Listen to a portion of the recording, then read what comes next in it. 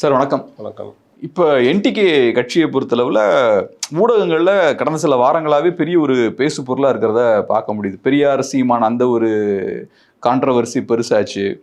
அதுக்கப்புறம் என்டிகே கட்சிக்காரங்க நிறைய பேர் கட்சி விட்டு வெளியேறாங்க அப்படின்ற நியூஸும் பார்த்தோம்னா தொடர்ச்சியாக பேசிக்கிட்டே இருக்காங்க. இப்போ அந்த விஷயமும் பெரிய ஒரு பேசு பொருளாக இருக்குது. திமுகவில் போய் நிறைய பேர் இணைஞ்சிட்டாங்க, ஒரு 3000 பேர் இணைஞ்சிருக்காங்கன்ற மாதிரிலாம் இப்போ நம்ம பார்த்தோம். முந்தானேத்து இணைஞ்சிருக்காங்க. அதுபோக சீமான் வீடு முற்றுகை அந்த செய்தியும் ரொம்ப பெரிய பேசு பொருளாக மாறிச்சு. ஸோ இப்போ பார்க்கும்போது ஏதோ ஒரு வகையில் சீமான் என்டிகே அப்படின்ற இந்த விஷயங்கள் பார்த்தோம்னா தமிழ்நாடு முழுக்க பெரிய பேசு பொருளாக இருக்குது. மெயின் ஸ்ட்ரீம் மீடியாலாம் ப்ரைம் டைமில் அதை எடுத்து டிஸ்கஸ் பண்ணுறாங்க. இது கம்ப்ளீட்டாக ரொம்ப டிஃப்ரெண்ட்டாக இருக்குது. ஏன்னா ஒரு 6 மந்த்ஸுக்கு முன்னாடி வரைக்கும் பார்க்கும்போது மோஸ்ட்லி என்டிகேவை மீடியா பாய்காட் பண்ணுறதையும் பார்க்க முடியும். திமுகவும் பெருசாக என்டிகே சீமான் பற்றிலாம் பேச மாட்டாங்க. இப்போ பார்க்கும்போது அதிகப்படியான ஊடக வெளிச்சம், அதிகப்படியான ஃபோக்கஸ் என்டிகே கொடுக்கப்படுது. எப்படி பார்க்குறீங்க இதை?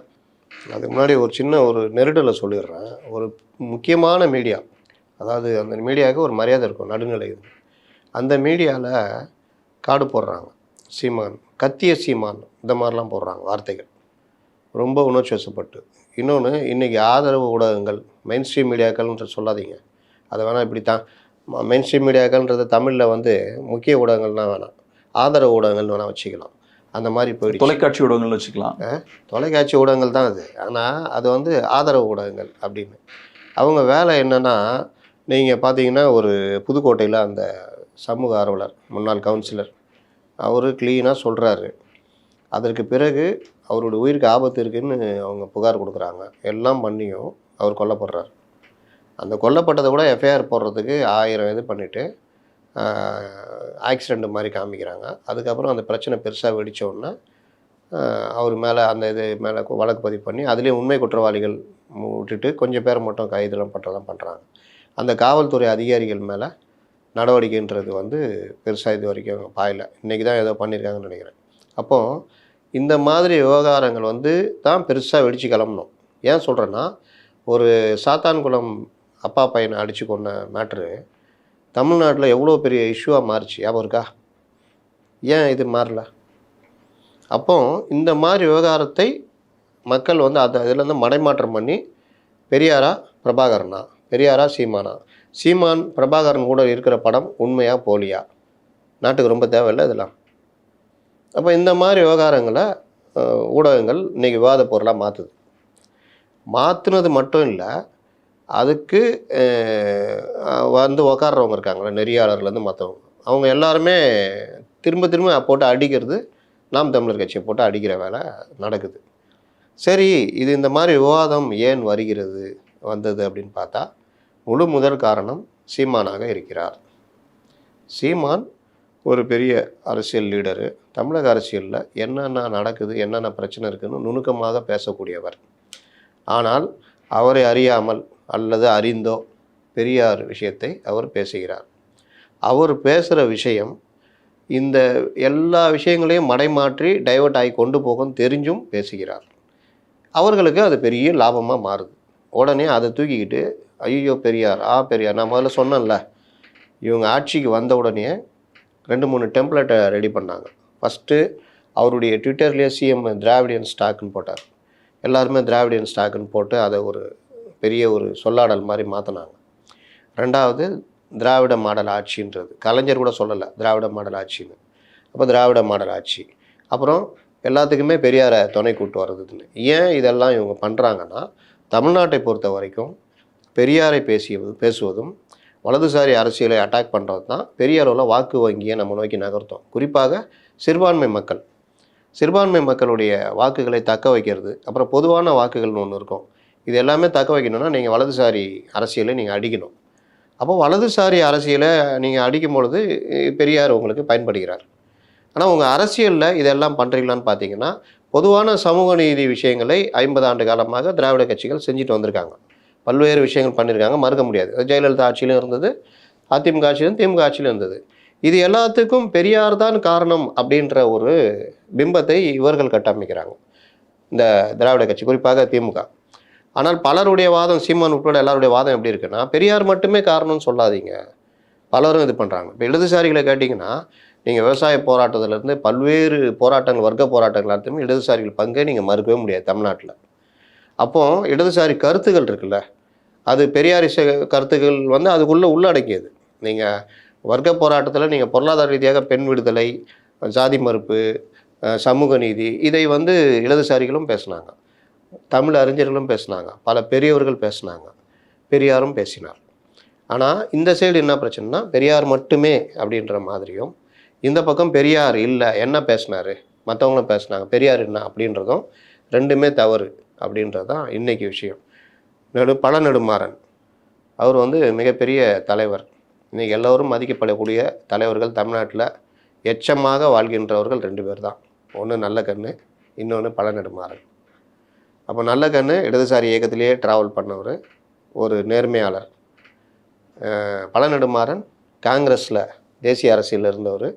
80களுக்கு மேலே நீங்கள் பார்த்தீங்கன்னா அந்த மிசாவில் வந்து இந்திரா காந்தி மிசா எமர்ஜென்சி கொண்டு வந்த பிறகு திமுக அதிமுக ஆட்சிக்கு வருது, திமுக ஆட்சி இழக்குது. 79 காலகட்டத்தில் மதுரைக்கு வராங்க இந்திரா காந்தி. அப்போ கருப்பு கொடி காட்டுறாங்க. கருப்பு கொடி காட்டும் பொழுது அது பெரிய கலவரமாக மாறுது. அன்றைக்கி இந்திரா காந்தியை அந்த காரை சூழ்ந்துக்கிட்டு கடுமையாக தாக்குறாங்க. கல்லெறி சம்பவங்கள் பல இது நடக்குது. அன்றைக்கி காங்கிரஸ் தலைவர் வந்து நெடுமாறன், பழநெடுமாறன். அவர் இந்திரா காந்தி மேலே அப்படியே சாஞ்சிக்கிட்டு தலகாணியை போட்டு அமுக்கி பாதுகாக்கிறாரு. கார் டிரைவர் ரொம்ப சாமர்த்தியமாக அந்த கூட்டத்திலேருந்து காரை எடுத்துகிட்டு வெளியில் வந்துடுறாரு. வந்த பிறகு பார்த்தா இந்திரா காந்தியுடைய சேலை முழுவதும் ரத்தம். என்னன்னு பார்த்தா பழநெடுமாறன் மண்டை ஒடிஞ்சு அந்த ரத்தம்.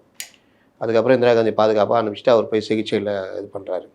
அப்படிப்பட்ட தேசிய இயக்கத்தில் இருந்த பழநெடுமாறன் ஒரு கட்டத்துக்கு மேலே தமிழ் கூட்டமைப்பு உடைய இதை உருவாக்கி பிரபாகரனோட ஒரு சந்திப்பு, தமிழ் தேசியம், இந்த மாதிரி அவர் வந்து ட்ராவல் ஆகிறார். அந்த நெடுமாறன் வந்து பெரியாருடைய அரசியலும் நேராக இருந்து பார்த்தவர், காமராஜர் அரசியலையும் பார்த்தவர், திமுக அரசியலையும் பார்த்தவர், காங்கிரஸின் தலைவராகவே இருந்தவர். அவர் இங்கே பிரபாகரனுடைய அந்த இதையும் பார்க்குறாரு. அவர் இன்றைக்கி ஒரு அறிக்கை விட்டுருக்கார், பிரபாகரனையும் உங்களுடைய அரசியலுக்கு பிரபாகரனையும் பெரியாரையும் கொச்சைப்படுத்துவதா, இதெல்லாம் நிப்பாட்டிக்குங்க, இது தேவையில்லாதது. பெரியாருடைய பல கொள்கைகளை பிரபாகரன் நடைமுறைப்படுத்தியிருக்காரு. அவருடைய அந்த 2009 காலகட்டங்களில் அங்கே அவருடைய கட்டுப்பாட்டில் இருந்த நேரத்தில் சாதி மறுப்பு திருமணம், பெண்களுக்கு முன்னேற்றம், அவர்கள் இராணுவத்திலே பயிற்சி கொடுத்து பண்ணுறது, பல்வேறு விஷயங்களில் பெரியாருடைய இதை அவர் ஏற்றுக்கிட்டு பண்ணியிருக்காரு. அப்படிப்பட்ட பிரபாகரனை பெரியார் உயிரோடு இருந்திருந்தால் என் பேரனை பார்க்கிறேன்னு நேராக போய் பார்த்துருப்பார். இது அவர் சொல்கிற வார்த்தை. நெடுமாறன் அவரோட தகுதியானவர் யாரும் சொல்ல முடியாது, அவர் சொல்கிற வார்த்தை. அவரும் போய் சந்திச்சிருக்கார் பெரியார் இவர் பிரபாகரனை. அதனால் நீங்கள் இந்த விஷயத்தையே நிறுத்துங்கன்றார். அப்படின்னா என்ன அர்த்தம்னா இது எல்லாருடைய கருத்தம். ஏன்னா பெரியார் என்கிற பிம்பமும் பிரபாகரன் என்கிற பிம்பமும் இந்த வாய்க்கா வரப்பு சண்டையில் சிதைக்கப்படுகிறது. ஆனால் இதில் எல்லாரோட கருத்தும்னு நீங்கள் சொல்கிறீங்க இல்லையா, அதில் எனக்கு என்னமோ சந்தேகம் இருக்குது. ஏன்னா இப்போ நீங்கள் சொன்னது போல் திமுக ஆட்சிக்கு வந்ததுக்கப்புறம் பெரியார் அப்படின்ற அந்த தலைவர் வந்து ஓவராக அவங்க கையில் எடுத்து கொண்டாட ஆரம்பிக்கிறாங்க. ஒன்று, அப்புறம் திராவிடன் ஸ்டாக்குன்னு சொல்கிறது, அப்புறம் திராவிட மாடல்னு சொல்கிறது, சமூக நீதி அரசுன்னு சொல்கிறது, அப்புறம் ஒன்றிய அரசுன்னு சென்ட்ரல் கவர்மெண்ட்டை சொல்கிறது. இதெல்லாம் கருணாநிதி அவர்களோ அண்ணா அவர்களோ கூட பண்ணாத விஷயங்கள் தான். ஸோ எக்ஸ்ட்ரீமாக நாங்கள் வந்து பயங்கர எக்ஸ்ட்ரீம் திராவிடியன் ஐடியாலஜியை கையில் எடுக்கக்கூடியவங்கன்னு அவங்க ப்ரொஜெக்ட் பண்ணிக்கிறாங்க. இன்னொரு சைடில் களத்தில் தமிழ்நாட்டில் அவங்க செய்கிற விஷயங்கள்லாம் பார்க்கும்போது பெரியார் கொள்கைக்கு எதிராக இருக்குது, அண்ணா கொள்கைக்கு எதிராக இருக்குது, திராவிட கொள்கைகளுக்கே எதிரான காரியங்கள் நிறையா பண்ணுறாங்க. மக்கள் மத்தியிலையும் பெரிய செல்வாக்கு இல்லை. 4 வருஷம் ஆயாச்சு, இப்போ ஆன்டி இன்கம்பன்சி பில்ட் ஆக ஆரம்பிக்குது. ஸோ கவர்மெண்ட் மேலே மக்களுக்கு கோவம் திரும்பும்போது ஆட்டோமேட்டிக்காக மக்கள் என்ன பண்ணுவாங்கன்னா, யார் மேலே கோவம் இருக்கோ அவங்க பெரியாரை பயங்கரமாக எடுத்து கொண்டாடும் போது அவங்க மேலேயும் கோவம் வந்து திரும்ப ஆரம்பிச்சிடும். இன்றைக்கி ஆக்சுவலாக நான் பார்க்கும்போது எனக்கு ரொம்ப ஆச்சரியமாக இருக்கிற ஒரு விஷயம் என்னென்னா, பெரியாரை இவ்வளோ அட்டாக் பண்ணுறாங்க, மக்கள் மத்தியில் பெரிய கொந்தளிப்பு இருந்த மாதிரி தெரில. எனக்கு தெரிஞ்ச வரைக்கும் ஒரு 10-15 இயர்ஸ்க்கு முன்னாடி இது சாத்தியப்பட்டிருக்காது. பெரியாரை எதிர்த்தோ திராவிட அடிப்படை கொள்கை எதிர்த்தோலாம் தமிழ்நாட்டில் பேசியிருக்க முடியாது. பட் இன்னைக்கு இவ்வளோ தூரம் அட்டாக் பண்ண முடியுது. அட்டாக் பண்ணிட்டும் சீமானால் அரசியல் களத்தில் நிற்க முடியுதுன்னா மக்களோட மைண்டும் பெரிய அளவில் மாறி இருக்குன்னு தோணுது எனக்கு. அப்படி எடுத்துக்க முடியாது. இது வந்து கொஞ்சம் மைல்டாக நான் பார்க்குற ஒரு பார்வைன்னு சொல்லுவேன். மக்களுடைய கோபம் வந்து என்றைக்குமே நேரடியாக இருக்காது. அதுலேயும் இந்த காலகட்டத்தில் இப்போ திமுக உருவான காலகட்டத்தில் எடுத்துக்கிட்டிங்கன்னா, ஒரு கூட்டம் போடுறாங்கன்னா தன்னெழுச்சியாக மக்கள் திரளுவார்கள். இன்றைக்கி நீங்கள் மொழிப்போர் போராட்டத்தை நடத்துனீங்கன்னா ஒருத்தன் வரமாட்டான், துட்டு கொடுத்தா தான் வருவோம். அப்போ அந்த இன உணர்வு, இந்த எழுச்சி, இந்த மாதிரி விஷயங்கள்லாம் கடந்துட்டாங்க மக்கள். அது திமுகவோட பலவீனம்னு பார்க்குறேன். மற்ற கட்சிகளுக்கெல்லாம் போகிறாங்க, தத்துவத்துடைய பலவீனம், அவ்வளோதான். இன்றைக்கி இடதுசாரிகள் மட்டும் என்ன பெரிய அளவுக்கு இங்கே இடதுசாரி தத்துவம் பெருசாக இருக்கா? ஆனா என்டிகே டிவி கேட்கலாம் போறாங்களே, இன்னொன்று அதெல்லாம் கூட பணம் கொடுக்காம கூட்டம் சேர்றாங்களே. அப்படிலாம் நீங்கள் அப்போ இடதுசாரிகளும் தான் போகிறாங்க. அது நீங்கள் பார்த்தீங்கன்னா ரொம்ப குறைவாக இருக்கும். அதே நேரத்தில் நீங்கள் சொன்ன வார்த்தைகள்லேருந்தே வர்றேன். இன்றைக்கி இவர்கள் எல்லோரும், நானும் முதலே சொன்னேன், பெரியாரை தூக்கி பிடிக்கிறார்கள், பெரியார் கொள்கைக்கு எதிராகவே நடக்கிறார்கள், நீங்களும் ஒத்துக்கிறீங்க. அப்போ பெரியார் கொள்கை ஏதோ ஒரு வகையில் சரியான ஒன்றுன்றது நிரூபணமான விஷயம். ஆனால் அதற்கு மாற்றாக நடந்து கொண்டே நாங்கள் பெரியாரையும் தூக்கி பிடிக்கிறாங்க. அதுதான் இப்போ மேட்ரு. அந்த கோபம் பெரியார் மேலே திரும்பி இருக்க மக்கள் நீங்கள் சொல்கிறீங்க. அது இல்லை. என்னென்னா சீமான் இன்றைக்கி தான் பண்ணுறாரு. வலதுசாரிகள் ஆண்டாண்டு காலமாக பெரியாருன்னு கூட சொல்ல மாட்டாங்க, ராமசாமின்னுவாங்க, ஈவேரான்னுவாங்க, ரொம்ப கேவலமாலாம் பேசியிருக்காங்க. எச் ராஜா ஒரு படி மேலே போய் சிலைகள்லாம் உடைப்பேன்ற அளவுக்குலாம் போனார். ஆனாலும் மக்கள் வந்து அப்படியே கொந்தளிச்சு போய் அவங்களுக்கு எதிராக பண்ணாங்களா? ஆனால் அந்த அவர்களுடைய அந்த தத்துவம் இருக்குல்ல, அவங்களுடைய அந்த இதுக்கு வந்து ஆதரவு இருக்காது. அவர்கள் வந்து இதுக்கு மேலே நின்னா ஜெயிக்க முடியாது. இந்த இடத்துல தான் அண்ணாமலையும் எச் ராஜாவும் வேடுபடுகிறார்கள். அண்ணாமலை வந்த பிறகு இந்த மாதிரி விஷயங்கள்லாம் அவர் தொடமாட்டார். தமிழ்நாட்டில் பாஜக வளர்க்கணும்னா ஊழல், முறைகேடு, அன்றாட அரசியல், இந்த விஷயங்களை தொட்டால் தான் கொண்டு போக முடியும்னு அவர் கொண்டு போனார். அப்போ யங்ஸ்டர்ஸ் ஏகப்பட்ட பேர் அண்ணாமலை கிட்ட வர்றாங்க. இதுதான் அரசியல். நீங்கள் இந்த மாதிரி பெரியாரை நேரடியாக அட்டாக் பண்ணுறது, இந்த வேலைலாம் பண்ணுற எச் ராஜாவோ மற்றவர்களோ பார்த்தீங்கன்னா, கோமியம் இந்த மாதிரி விஷயங்கள் நிற்கிறவங்கள இந்த மக்கள் கேலி பொருளாகவும் வெள்ளி நகையாடுகளாகவும் பார்த்துட்டு இவங்கள ஒரு இடத்துல வச்சுருக்காங்க. ஆனால் அண்ணாமலை இந்த மாதிரி ஆட்கள் இந்த மாதிரி கொண்டு வந்த பிறகு பார்த்தீங்கன்னா உங்களுக்கு பர்சன்டேஜ் கூடுது. அண்ணாமலைக்கும் தனிப்பட்ட செல்வாக்கு இருக்குது. சேம் அதே மாதிரி தான் நாம் தமிழர் கட்சியும் பார்க்கணும். நீங்கள் இந்த வேலைகள் இப்போ நீங்கள் செய்கிறதுனால யாருக்கு நீங்கள் பயன்படுகிறீர்கள், அவ்வளோதான். வேறு கேள்வியே இல்லை. யாருக்கு பயன்படுறாங்கன்னு நினைக்கிறீங்க? ஆளுங்கின்ற கட்சிக்கு தான் பயன்படுறீங்க. ஏன் அப்படி நினைக்கிறீங்க? டைவர்ஷன், எல்லா பிரச்சனையும் டைவர்ட், எல்லா பிரச்சனையும் பின்னு போயிடுச்சு. நாட்டில் ஒன்றுக்கும் உதவாத பிரச்சனையை பேசுகிறீங்க. இன்னொரு விஷயம் என்ன நடக்குதுன்னா, பெரியாருன்ற பிம்பத்தை உடைக்கணுன்றது வந்து அவ்வளோ சாதாரணமாக தமிழ்நாட்டில் நடக்காது. ஆனால் தமிழ் தேசியமாக திராவிடமான்ற அந்த கருத்து மோதல்கள், அந்த தத்துவார்த்த மோதல்கள் நடந்துக்கிட்டே இருக்கணும். நடந்துக்கிட்டே இருந்தால்தான் எதை நோக்கி மக்கள் அதிகமாக ஈர்க்கப்படுகிறார்களோ அந்த தத்துவம் ஜெயிக்கும். அவருடைய அரசியல் வெல்லும். ஆனால் நான் இதை பண்ண மாட்டேன், ஒரு பிம்பம் வச்சு எதை வச்சு அவங்க வச்சிட்ருக்காங்கன்னா நான் அதை போய் அடிப்பேன்னா அது வந்து எடுபடாது. இன்னும் பேக்ஃபயர் ஆகும். இன்னும் அவர்கள் இதை இன்னும் அதிகமாக பயன்படுத்தி தங்களை அந்த கொள்கையில் தீவிரமாக இருக்கிற மாதிரி காமிச்சிக்குவாங்க. ஆனால் அவர்கள் யார்? நான் முன்னாடி சொன்ன மாதிரி நல்ல நேரம், ராகுகாலம், யமகண்டம், ஜாதி எல்லாத்தையும் பார்த்து தான் அரசியல் செஞ்சுக்கிட்டு இருக்கிறாங்க. இது எப்படின்னா இப்போ ஒவ்வொன்றா இதில் பார்ப்போம். அதில் குறிப்பாக நீங்கள் சொன்ன ஒரு விஷயம் இருக்கு இல்லையா, இப்போ திமுக என்டிகேவை யூஸ் பண்ணி முக்கியமான பிரச்சனைகள்ல இருந்து மக்களை டைவர்ட் பண்ணுறாங்கன்னு சொல்கிறீங்க இல்லையா, அது உண்மை. திமுக ஆளுங்கட்சி பல விஷயங்களை டைவர்ட் பண்ணுவதற்கு இவர் உதவுகிறார், பயன்படுத்தி இல்லை. ரைட். இவர் பண்ணுற அரசியல் அவர்களுக்கு உதவியாக அதை அவங்க பயன்படுத்திக்கிறாங்க. அதான் இது கரெக்ட் தான். ஆனால் நான் எப்படி பார்க்குறேன்னா, திமுக அதை ஏன் செய்கிறாங்கன்னா, திமுகவுக்கு அதில் லாபம் இருக்குது. திமுகவோட ஸ்ட்ராட்டஜி அது. நான் என்ன சொல்லுவேன்னா, சீமான் அவர்கள் பெரியாரை பற்றி பேசினாலும் பேசலனாலும் திமுக இந்த விஷயத்த பண்ணுவாங்க. ஏன்னா இந்த காலகட்டத்தில் பெரியாரை பற்றி பேசினாலும் பேசாவிட்டாலும் இந்த விஷயத்த பண்ணுவாங்க. ஆனால் முடிச்சுக்கிறேன். அதான் நான் ஏன் சொல்றேன்னா, திமுகவுக்கு இந்த பாயிண்ட்ல என்டிகே தேவைப்படுது. எப்படி 24 எலெக்ஷனுக்கு முன்னாடி பிஜேபி தேவைப்பட்டாங்களோ, பிஜேபின்னு அவங்க நரேட்டிவ் பில்ட் பண்ணாங்க. ஏடிஎம்கேன்ற ஒரு கட்சியே கிடையாதுன்ற மாதிரி ஏடிஎம்கே விருட்டடி பண்ணாங்க. ஏடிஎம்கே பத்தி பேசவே மாட்டாங்க. 24 ஹவர்ஸும் பிஜேபியே ஃபோக்கஸ் பண்ணாங்க. ஸோ அப்போ மக்களோட அட்டென்ஷன்லாம் எப்படி திரும்பிச்சுன்னா, களம் வந்து பிஜேபி வர்சஸ் டிஎம்கேன்னு தான் இருக்கு போல. ஸோ நம்ம டிஎம்கேவை எதிர்க்கணும்னா பாஜகவுக்கு ஓட்டு போடுவோம், ஏடிஎம்கேக்கு போட வேண்டான்ற அளவுக்கு மக்கள் போறாங்க. இன்ஃபேக்ட் பாஜக இந்த எலெக்ஷன்ல வளர்த்து விட்டது டிஎம்கே தான். டிஎம்கே அதிகப்படியான ஃபோக்கஸ் கொடுக்குறாங்க பாஜகவுக்கு, பாஜக வளருது. அதே வேலையை இப்போ என்டிகே வச்சு டிஎம்கே பண்ண பார்க்குறாங்க. ஏன்னா இந்த வேலையை அசம்பிளி எலெக்ஷனில் பிஜேபி யூஸ் பண்ண முடியாது. இது பிரசிடென்ட்டுக்கான, பிரைம் மினிஸ்டருக்கான எலெக்ஷன் கிடையாது. ஸோ இந்த தடவை அவங்க என்டிகேக்கு ஃபோக்கஸ் கொடுக்கணும்னு முடிவு பண்ணிட்டாங்க. ஸோ பெரியாருன்றது ஒரு எக்ஸ்கியூஸ். பெரியார் இல்லைனா வேற ஒரு விஷயத்துக்கு ஃபோக்கஸ் கொடுப்பாங்க. என்டிகேலேருந்து நிறைய பேர் வெளில போகிறாங்க, எங்கள் கட்சியில் வந்து சேர்றாங்க, ஏதோ ஒரு ஃபோக்கஸ் கொடுத்துக்கிட்டே தான் இருப்பாங்க. ஒரு விஷயத்த ரொம்ப நுணுக்கமாக பார்க்க மறுக்கிறீங்க. அண்ணாமலை, பிஜேபி அவங்களுடைய நோக்கம் வந்து அதிமுக பெரிய கட்சியாக வரக்கூடாது. ஒருவேளை வந்து ஒரு 10 சீட்டு ஜெயிக்கிற மாதிரி இருந்தால் அது நமக்கு சிக்கல். அதனால் அதிமுகவை அடிக்கணும்.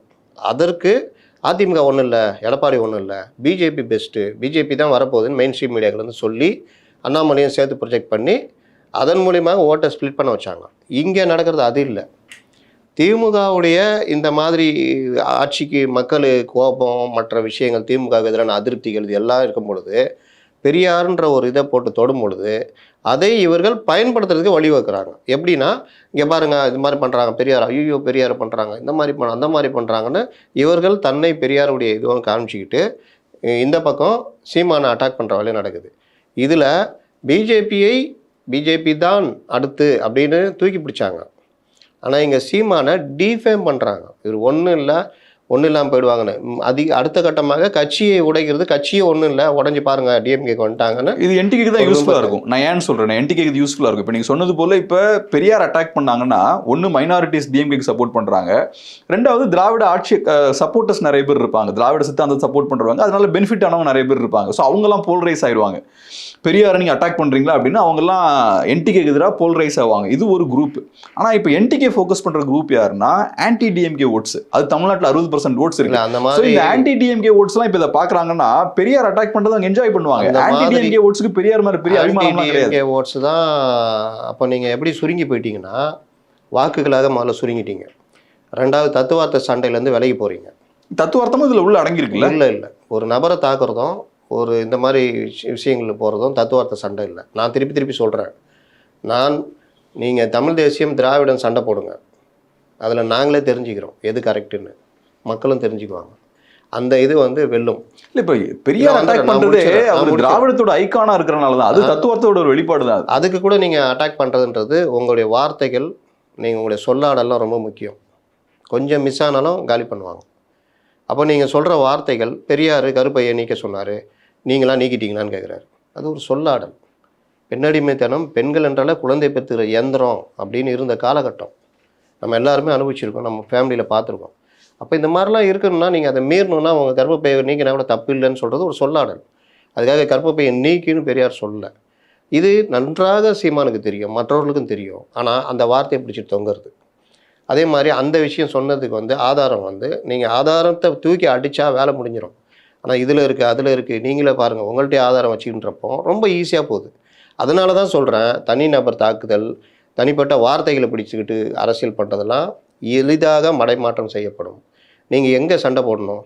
திராவிடன் சொல்கிறீங்கள, உங்கள் திராவிடன் இருக்கா? நடைமுறையில் கிடையாது. நீங்கள் சொல்கிற கர்நாடகா காவிரி தண்ணி கொடுப்பானா? ஆனால் அது பனிஷ்மெண்ட் பேசி தானே இருக்காங்க. பேசிகிட்டு இருக்காங்கன்னா அதில் டெவலப் பண்ணுங்கள். இல்லை அதில் முடியலன்னா அவ்வளோதான். இன்னொரு விஷயம், நாம் தமிழர் கட்சி இன்றைக்கி பல சவால்களை சந்தித்து தான் வளரணும். ஏன்னா பக்கத்துலேயே விஜய் வந்துட்டார். நீங்கள் எப்படி இளைஞர்களை ஈர்க்கிறீங்களோ, நீங்கள் தத்துவத்தை சொல்லியோ எது சொல்லியோ நீங்கள் ஈர்க்கிறீங்கன்னா, அங்கே சினிமா கவர்ச்சி, கொஞ்சம் மக்கள்கிட்ட இருக்கிற அந்த கோபத்தை சொன்னாலே திரள்றதுக்கு இளைஞர்கள், பெண்கள், பட்டியலின மக்கள் தயாராக இருக்கிறாங்க. இது நடைமுறை. மூணாவது, அண்ணாமலை. நீங்கள் ஆன்டி டிஎம்கே ஓட்டு, வலதுசாரி சிந்தனை கொண்ட இளைஞர்கள் பலர் இருக்கிறாங்க. அவங்க அண்ணாமலைகிட்ட போவாங்க. அப்போ இந்த மூணுத்துக்கும் நீங்கள் சீமான் சண்டை போடணுன்னா, ஆட்சிக்கு எதிரான மக்களுடைய கோபத்தை எந்த அளவுக்கு பேசி நீங்கள் திசை திருப்புறீங்களோ, ஆட்சியினுடைய முறைகேடுகள் மற்ற விஷயங்கள் நீங்கள் எந்த அளவுக்கு பண்ணுறீங்களோ அதில் தான் நீங்கள் இருக்க முடியும். அந்த அரசியல் தான். இப்படி இந்த மாதிரி பேசினாலும் ஆன்டி டிஎம்கே ஓட்டு எல்லாம் இங்கே வந்துடும்னா அது என்ன சொல்கிறது, ரொம்ப ஒரு தெளிவற்ற சிந்தனைன்னு சொல்லுவேன். ஏன்னா அந்த மாதிரி மாறத்துக்கு ரொம்ப வாய்ப்பு கம்மி. பக்கத்துலேயே விஜய் இருக்காருங்க. நான் நாளைக்கே சொல்கிறேன், கதை யதார்த்தத்தை பேசுவோம். உங்களுடைய சண்டை தத்துவார்த்த சண்டைன்னு நீங்கள் நினைக்கலாம். ஆனால் தத்துவார்த்த சண்டைன்றது இந்த மாதிரி சுருங்கி இருக்குன்னு நான் சொல்கிறேன். ஆனால் கதை யதார்த்தம் எப்படி வரும்னா, நாளைக்கே தாவேகா, அதிமுக, காங்கிரஸ் இவர்கள் ஒரு அணியாக மாறினாங்கன்னா, நீங்கள் தேர்தல் அரசியல்னு போகும்போது 2 அணியை பார்ப்பாங்க. திமுக இந்த சைடு ஒரு அணி, இந்த சைடு அதிமுக அணி. சட்டமன்ற தேர்தலில் அதான் எதிரொலிக்கும். அப்போ சீமானும் இருக்கிறார், பாஜக தனித்து இருக்கிறது, இல்லை பாமக கூட்டணியில் இருக்குது. இப்படி தான் 4 அணிகள் மோதுகிறது. இல்லையா தாவேகா, காங்கிரஸ் இவங்கெல்லாம் ஒரு அணி, என்டிஏ ஒரு அணியாக ஃபார்ம் ஆகுது ஏடிஎம்கேவோட. அப்போ 3 அணி அப்படி தான் பார்ப்பாங்க. சீமானும் இருக்கிறான்னு பார்ப்பாங்க. வாக்களிக்கிற மக்களும் இப்படி தான் பார்ப்பாங்க. அன்னைக்கு ஊடகங்கள்லேருந்து எல்லாமே யாருக்கான போட்டியாக சொல்லுவாங்க? அதிமுக, திமுக, இல்லை என்டிஏ, திமுக கூட்டணி, விஜய் தனியாக இருந்தால் விஜய். இப்படி தான் போவோம் அரசியல். சீமானும் இருக்கிறாருன்னு வரும். இதில் ஒரு விஷயம் என்னென்னா, இப்போ நீங்கள் சொன்ன மாதிரி அரசியல் இப்படி தான் இருந்திருக்கு இவ்வளோ நாளாக. பட் அது 24 எலெக்ஷனில் லைட்டாக மாறுது. ஏன் மாறுதுன்னா, அந்த ஸ்டேட்டஸ்கோவை டிஎம்கே டிஸ்டர்ப் பண்ணுறாங்க. டிஎம்கே என்ன பண்ணுறாங்கன்னா, பிஜேபின்ற ஒரு சின்ன கட்சிக்கு அதிகப்படியான வெளிச்சத்தை கொடுக்குறாங்க. சின்ன குறுக்கீடு 2024 மட்டும் இல்லை, பல காலகட்டங்களில் பலரும் மாற்றிருக்காங்க. 2016 ஜெயலலிதா வெகு திறமையாக இல்ல மாற்றினார். அது மாத்திருக்கலாம், பட் நான் 2014 வரலாறு ரீதியா மாத்தினதே இல்லைன்னு சொல்ல வரல. நீங்க சொல்ற அந்த தேர்தல் நடைமுறை சொல்றேன். 2014 எலெக்ஷன்ல மோடி தலைமையில் என்டிஏ கூட்டணி ஒன்று ஃபார்ம் ஆகுது. அது வலுவான கூட்டணி. மதிமுக, தேமுதிக, பிஜேபி எல்லாம். ஏடிஎம்கே தனி, அந்த சைடு டிஎம்கே கூட்டணி தனி, காங்கிரஸ் தனி. இல்லை, என்னோட பாயிண்ட் என்னன்னா, இப்போ ஸ்டேட்டஸ்கோ மெயின்டைன் ஆகுதுன்னா ஒரு தடவை ஏடிஎம்கே, இன்னொரு தடவை டிஎம்கே, இதுதான் ப்ராப்பரான ஸ்டேட்டஸ்கோ தமிழ்நாட்டில். பட் இந்த ஸ்டேட்டஸ்கோ எப்போ டிஸ்டர்ப் ஆகுதுன்னா, ஏடிஎம்கே டிஎம்கே தவிர இந்த ரெண்டு சக்திகளுமே மூணாவதான ஒரு சக்தியை வந்து பலப்படுத்தினாங்கன்னா இந்த ஸ்டேட்டஸ்கோ டிஸ்டர்ப் ஆகும். போன எலெக்ஷன் அது பண்ணுறாங்க. 24 என்ன பண்ணுறாங்கன்னா, பிஜேபி அப்படின்ற ஒரு கட்சிக்கு அதிகப்படியான மீடியா அட்டென்ஷனை கொடுக்குறாங்க. பிஜேபி அலைன்ஸ்க்கு கொஞ்ச நேரத்துக்கு முன்னாடி பேசும்போது தான் சொன்னீங்க, திமுக பிஜேபியை தூக்கி மேலே காமிச்சு அதிமுக வீழ்த்தணுன்றதாக திமுக பிஜேபிக்கு உதவியது. இப்போ தானே சொல்கிறேன்.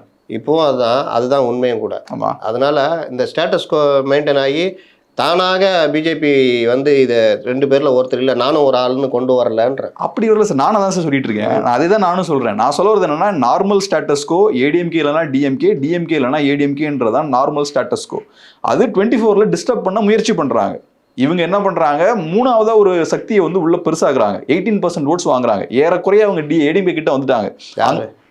ஏடிஎம்கே அலைன்ஸ் 18% வாங்குறாங்க. BJP alliance.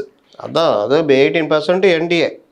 என்டிஏனாலும் அந்த அலைன்ஸ்னால ஓரளவுக்கு ஏடிஎம்கே கிட்ட வர அளவுக்கு அவங்க ஸ்ட்ராங் ஆகுறாங்க. அது காரணம் என்னன்னா, டிஎம்கே நரேட்டிவை வந்து மாத்துறாங்க. அவங்க பிஜேபி சைடுக்கு ஃபோக்கஸ் திருப்புறாங்க. இந்த எலெக்ஷன்ல அந்த விஷயத்தை அவங்க என்டிகே வச்சு பண்றாங்க. இதுல என்ன நான் சொல்ல வரேன்னா, என்டிகேக்கு இது பாசிட்டிவா தான் ஒர்க் ஆகும். நீங்க கொஞ்ச நேரத்துக்கு முன்னே கேட்டீங்க, நானும் அதே மாதிரி சொன்னேன். பிஜேபியை தூக்கி பிடித்தார்கள், இதுதான் பெரிய. அதுதான் சார் வரேன். அதுதான் சார் இங்க என்டிகேவை தூக்கி பிடிக்கல. அதுக்கு தான் வரேன். டிஎம்கே என்டிகேவை தூக்கி பிடிச்சாதான் என்டிகேவுக்கு பிரச்சனை. ஏன்னா இருங்க நான் சொல்லிடுறேன். 2024 பிஜேபி வந்து டைரக்டா வந்து டிஎம்கே தூக்கி பிடிச்சா முடிச்சுக்கிறேன்.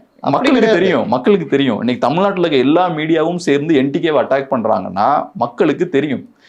டிஎம்கே சப்போர்ட் உள்ள மீடியா எல்லாம் சேர்ந்து என்டிகே அட்டாக் பண்ணாங்கன்னா ரைட், அப்ப என்டிகே டிஎம்கேவுக்கு ஏதோ எதிராக பண்றாங்கன்ற ஒரு ஃபீலிங் மக்களுக்கு ஏற்படும்.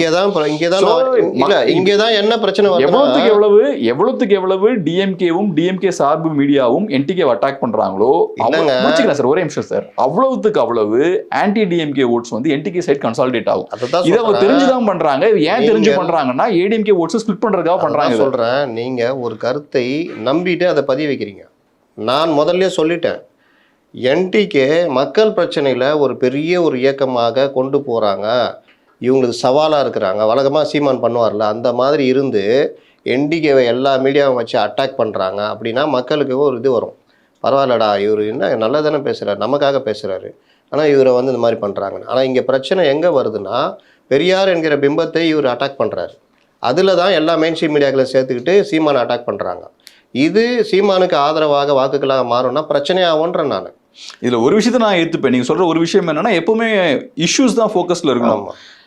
என்ன பொறுத்தளவுல தனி மனிதர்களை தாண்டி ஈவன் ஐடியாலஜியை தாண்டியும் இஷ்யூஸ் தான் ஃபோக்கஸா இருக்கணும். இஷ்யூவை நீங்க எடுக்கும் போது தான் ஐடியாலஜியை பயன்படுத்தி இஷ்யூவை நீங்க கையாளணும். ஐடியாலஜி வழியா நீங்க இஷ்யூஸை ஹேண்டில் பண்ணணும். அதை தான் சொல்றேன். ஸோ என்ன பொறுத்தவரை இஷ்யூஸ் தான் பிரைமரி, ஐடியாலஜி லீடர்ஸ் கூட செகண்டரி தான். ஸோ அதை தான் நான் இவ்வளோ நேரம் சொல்லிட்டு இருக்கேன். அது எனக்கு புரியுது. இஷ்யூஸ் பேசுறீங்க, நம்பர் 1 பேசுறீங்க. நீங்க பேசுனீங்கன்னா நீங்க ரொம்ப வித்தியாசமா பேசுவீங்க. மற்றவங்க சொல்றதை விட நீங்க மனசுல தைக்கிற மாதிரி சொல்லுவீங்க. உங்களுக்கு தமிழ்நாடு ஃபுல்லாக இளைஞர் பட்டாளம் இருக்குது, எல்லாம் பண்ணுறீங்க. இதை பண்ணிகிட்டு இருக்கும்போதே ஐடியாலஜி யுத்தம் தனியாக பண்ணுறீங்கன்னா அது ஐடியாலஜி யுத்தமாக இருக்கணும். தனிநபர் தாக்குதல் தான் பிரச்சனை. இப்போ நான்லாம் வந்து அவரை வந்து ரசிப்பேன், பேசுவேன், அவருடைய அரசியலை ஏற்றுக்குவேன். தமிழ் தேசியம் வந்து தமிழ் தேசியமாக திராவிடமான அதிலெல்லாம் எனக்கு உடன்பாடு கிடையாது. இவங்க 2 பேர் 2 கருத்தோடு மோதுறாங்கன்றது தான் நம்முடைய பார்வை. மக்களுக்கான பிரச்சனையை இவர் பேசுகிறார், கரெக்டு. ஆனால் பெரியாரை இவர் தொட்ட பொழுது இப்போ நாங்களாம் வெளியிலேருந்து பார்க்குறோம்னு வச்சிங்களேன், இவர் இதை தொட்டிருக்க வேண்டாமோ, இவருக்கு தேவையில்லாமல் அவங்களுக்கு ஒரு இதை கொடுத்துட்டாரு, வாய்ப்பை கொடுத்துட்டாரு, எல்லா பிரச்சனையும் டைவர்ட் ஆகிடுச்சு. இன்னொன்று, இந்த பிரச்சனையை நீர்த்து போகாமல் அவங்க திருப்பி சீமானை டிஃபேம் பண்ணுறதுக்கான வேலையை பண்ணுறாங்க. இன்னொன்று, கொஞ்சம் தடுமாட்டத்தில் இருப்பாங்கல்ல கட்சிக்குள்ளேயே. எப்படி இருப்பாங்கன்னா, நம்ம வந்து திரும்ப தேர்தல் இன்னும் தோத்துக்கிட்டே இருக்கிறோம், யார் கூட கூட்டணி வச்சாலும் நம்ம மக்கள் பிரதிநிதி எல்லாருமே அரசியல் எதுக்கு வராங்க, ஏதோ பண்ணணுன்னு. ஒரு குறிப்பிட்ட கூட்டம் சீமானை ஃபாலோ பண்ணோம், ஓகே நீங்கள் என்ன பண்ணாலும் நாங்கள் நிற்கிறோன்னு. ஆனால் பெரும்பாலானவர்கள் வந்து ஏதோ பொறுப்பில் வரணும் எதோ நினைப்பாங்க. அதுக்கான வாய்ப்புகள் எல்லா இடத்துலையுமே கட் ஆகிட்டே இருக்குது.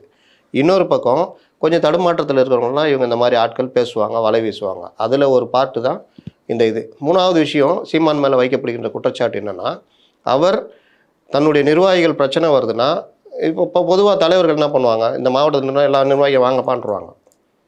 வாங்க உட்காரு, என்ன பிரச்சனை, நீ சொல்லு நீ சொல்லு நீ சொல்லு எல்லாத்தையும் கேட்டு யார் சைடு தப்போ, யார் ரொம்ப ஆதிக்கம் பண்ணுறாங்களோ நீ கொஞ்சம் அடங்கி இருக்கணும், அட்ஜஸ்ட் பண்ணி போங்க, கட்சி தான் முக்கியம் அப்படின்ற மாதிரி கொண்டு போவாங்க. திமுக அதிமுக இது நடக்கும்.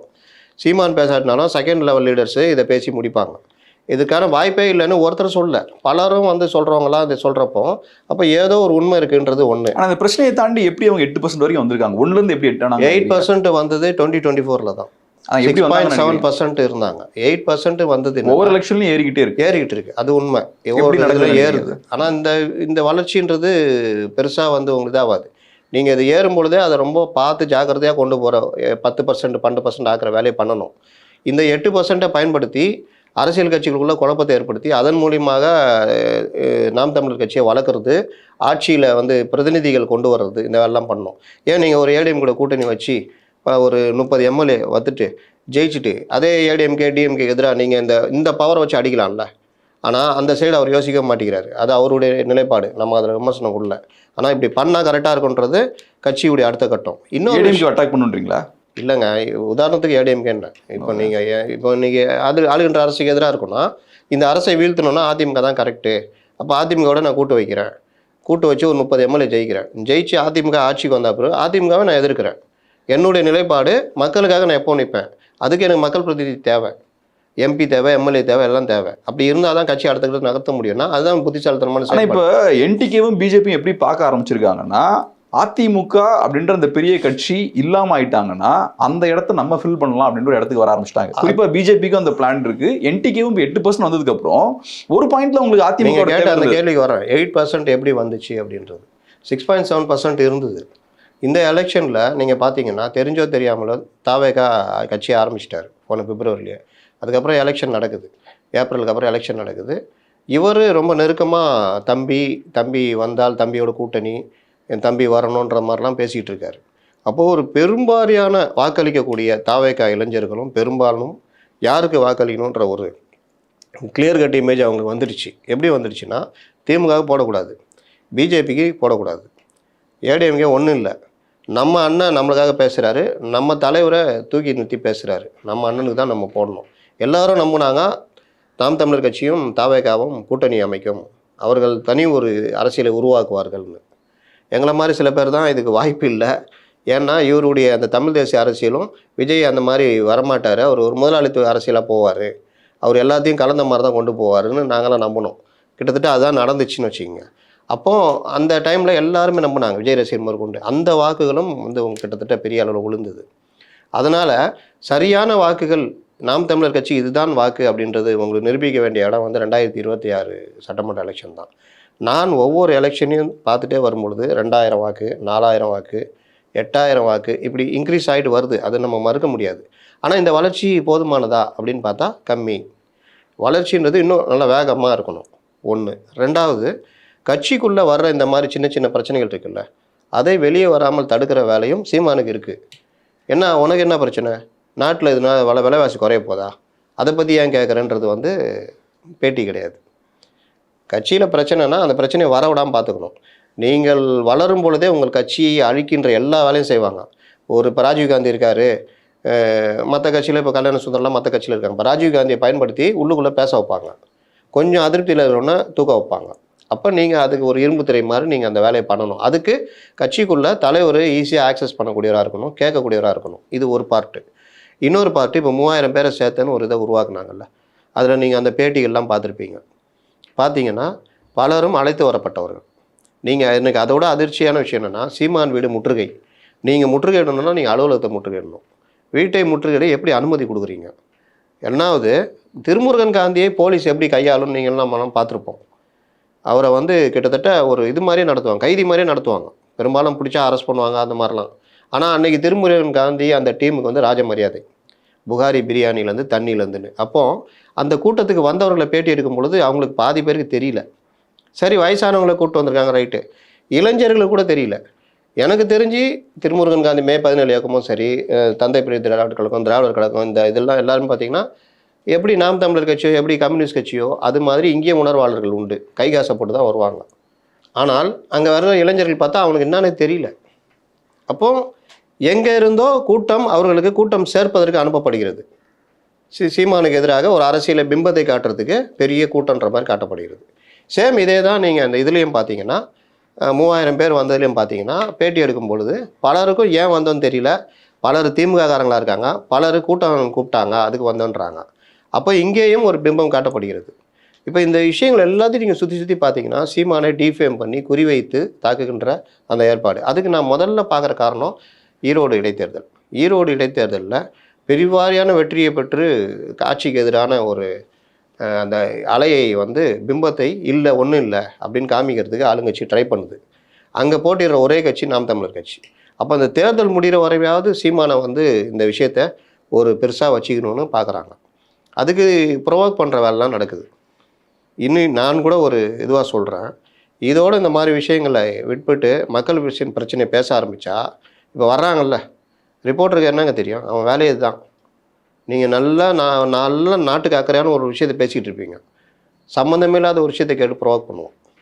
அப்போ அந்த ப்ரொவோக் எறையானாமல் இது முடிஞ்சிச்சு இல்லை அது தனி, இப்போ இந்த விஷயத்தை கேளுன்ற மாதிரி அடுத்த கட்ட மக்கள் பிரச்சனையை நகரணும். மக்கள் பிரச்சனை நீங்கள் எந்த அளவுக்கு நகர்ந்து கொண்டு போகிறீங்களோ, இப்போ ஏன் தாவேகா நம்ம பேசுகிறோம், தாவேகா ஏன் பெரியாரை அட்டாக் பண்ணவில்லை, தாவேகா ஏன் இவர்களை அட்டாக் பண்ணவில்லை நம்ம கேட்கலையே. தாவேகா ஏன் மக்கள் பிரச்சனை பேச பாருங்கிறாங்க, ஏன் போராடுறது. என்னென்னா ஒரு கட்சி வளரணும்னா இதுதான் வளர்ச்சி. அப்போ அதை நோக்கி நகர்ற வேலையை பண்ணணும். நல்லா போய்கிட்டு இருந்தார், இப்போ இந்த விஷயத்தில் மாட்டியிருக்காரு. இதுலேருந்து மீண்டு வர்ற வேலையை பண்ணணும். அது என்ன ஆகும்னா நீங்கள் மற்ற கட்சி தொண்டர்களுக்கும் நீங்கள் இந்த பரவலான பிரச்சாரம் இருக்குல்ல அது வந்து எல்லாரையும் சோர்வடைய வைக்கும். அப்போ அந்த சோர்வெல்லாம் மீறி நீங்கள் வர்றதுக்கான வேலையை பண்ணணும். இன்னும் என்ன கேட்டால் இந்த மாதிரி விஜயகாந்த் ஒரு டைமில் முடிவு எடுத்தார்ல, அதுக்கப்புறம் தப்பான முடிவு போயிட்டார். வெறுமனை ஆண்டவனோட கூட்டணின்னு இல்லாமல் அதிமுகவுடன் கூட்டணின்னு வச்சார்ல, 29 எம்எல்ஏக்கள் வந்தாங்க, எதிர்க்கட்சி தலைவர் ஆனார். அதுக்கப்புறம் வந்து அதிமுக அவர் அடிக்க ஆரம்பிச்சது, இவரும் அடிச்சுட்டு நின்றுக்கணும். அதில் பல விஷயங்கள் அவருடைய உடல்நல பிரச்சனை, பல பிரச்சனைகளை தேமுதிகவை காலி பண்ணாங்க 2 சைட்லேருந்து அட்டாக் பண்ணி. அந்த மாதிரி இல்லாமல் திமுக கூட்டணியை முறியடிக்கணும்னா நாங்கள் வந்து முதல் தடவையாக நாங்கள் கூட்டு சேர்க்கிறோம். எங்களுடைய தத்துவ போராட்டங்கள் தனி, தமிழ் தேசியம் திராவிடம்ன்றதான் தனி. ஆனால் இங்கே மக்களுக்கான பிரச்சனை முன்னிலை. இதற்கு நான் வந்து இந்த ஆட்சியை அகற்றணும்னா நான் சில இது பண்ணணும். இன்னொன்று ஆட்சி அதிகாரத்தில் பங்கு வேணும்னா நாங்கள் இந்த வேலையெல்லாம் நாங்கள் பண்ணணும். இது ஒரு ஸ்ட்ராட்டஜின்னு இறங்கினார்னா அது வேறு, நீங்கள் சொல்கிறது நடக்கும். 8%ன்றது 12% கூட மாறும். கையில் ஒரு 30 எம்எல்ஏ இருப்பாங்க, வாங்க வெளியே வாங்க, நீங்கள் அங்கே இல்லை எதிர்கட்சி தலைவர் வாய்ப்பு கிடைத்து வச்சுங்க, உக்காந்து தொல்லை கொடுங்க, கட்சியை வளர்க்கலாம் இன்னும் கொஞ்சம். பிஜேபி பல மாநிலங்கள் அந்த வேலை தானே பண்ணுறாங்க. இல்லையா 30 எம்எல்ஏ வேறு யாரும் எதிர்கட்சி தலைவர் இருக்காங்க, நீங்கள் எதிர்கட்சி வேலையை பாருங்கள். 30 எம்எல்ஏ வச்சுக்கிட்டு இந்த கவர்மெண்ட்டுக்கு என்ன தொல்லை கொடுக்குமோ கொடுங்க, 5 வருஷம் கட்சி வளரும், ஆட்சி அதிகாரத்தெல்லாம் தெரியும். இதுதாங்க ஸ்ட்ராட்டஜின்றது இதுதான். அதை விட்டுட்டு அவர்களுக்கு சாதகமான விஷயங்களை கொண்டு போய் தலையை கொடுத்துட்டு மாட்டிக்கிட்டு இருக்குன்றது பெரிய சிக்கல். பார்ப்போம், ஒரு நாட்கள் எப்படி இருக்குன்னு பார்ப்போம். ரொம்ப நன்றி சார், உங்கள் அருமையான ஒரு பேட்டிக்கு ரொம்ப நன்றி. தேங்க்யூ.